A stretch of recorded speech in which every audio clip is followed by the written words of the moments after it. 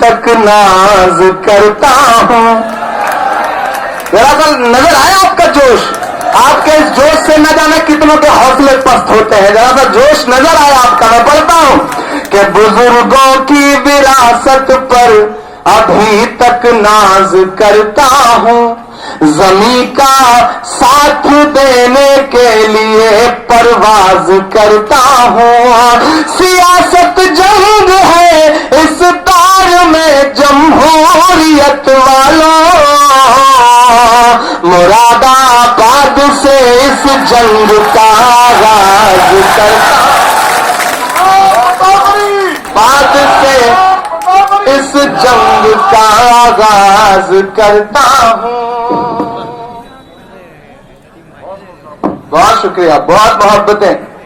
मेरे भाई बस एक चीज का ख्याल रखना, आदरणीय नेताजी मुलायम सिंह जी ने पार्लियामेंट में अभी पिछले दिनों जुम्मा 1.5 महीना गुजरा होगा, ये कहा कि हम नरेंद्र मोदी जी को आशीर्वाद दे रहे हैं कि आप फिर से प्रधानमंत्री बनकर के भारत पे राज करें। याद है ना? याद है ना? याद रखना। बहन जी ने 3 बार लालजी टंडन को राखी बांधी, चौथी बार कब नरेंद्र मोदी जी को बांध दें कोई भरोसा नहीं है। याद रखना इस बात को, बिल्कुल याद रखना। याद रखना कि दिल्ली की गद्दी पर बैठे हुए जालिम तानाशाह को अगर कोई हटा सकता है तो उस शख्स का नाम राहुल गांधी है और कोई नाम नहीं।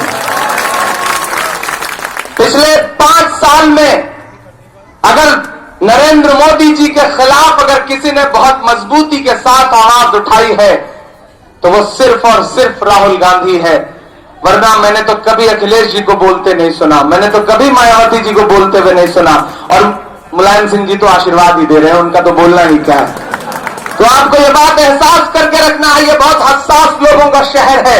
आपके खिलाफ साजिशें बहुत बड़ी हैं, आपके खिलाफ लोगों के मंसूबे बहुत बड़े हैं। आपको इस बात का एतराफ करके रखना है। आपसे गुफ्तगू करते हुए बस आपसे एक बात कहता हूं कि आप अपने एक वोट की अहमियत को कमतर मत समझिएगा। आपके दिमाग में यह वहम डाला जाएगा कि आपका एक वोट थोड़ी जिता देगा इमरान को। अरे मैं तो आपसे बस इतना कहता हूं कि आपके हाथों में जो ये बटन दबाने की ताकत है, ईवीएम का बटन दबाने की ताकत है, दरअसल वो एक बटन दबाने की ताकत नहीं है।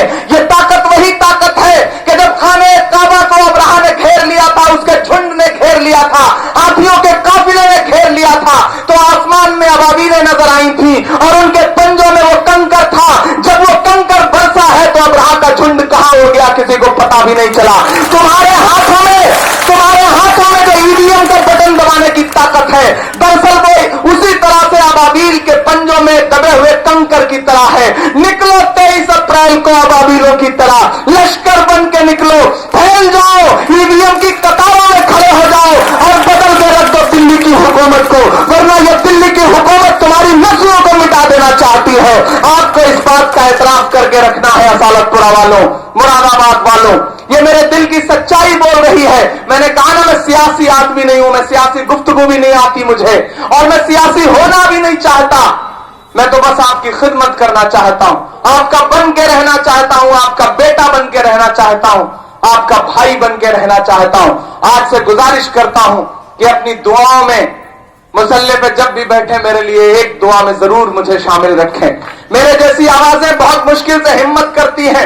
मुझे डराया जा रहा है, मुझे धमकाया जा रहा है, मुझे ये कहा जा रहा है कि तुम बाहरी हो, तुम प्रतापगढ़ से मुरादाबाद चुनाव लड़ने आए हो।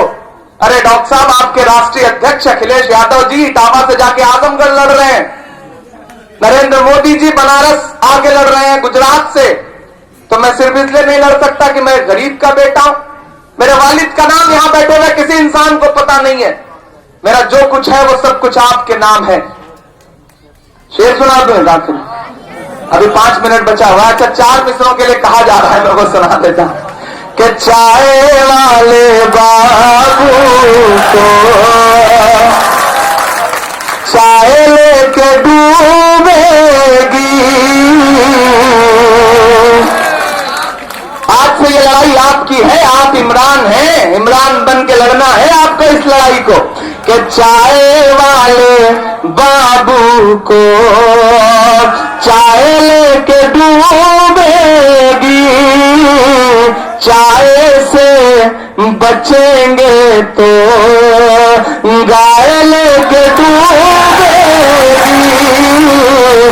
نوٹ بندی جی ایس ٹی سب سے بچ بھی جائے پر اس نجیب کی ماں کی ہائے لے کے ڈوبے گی.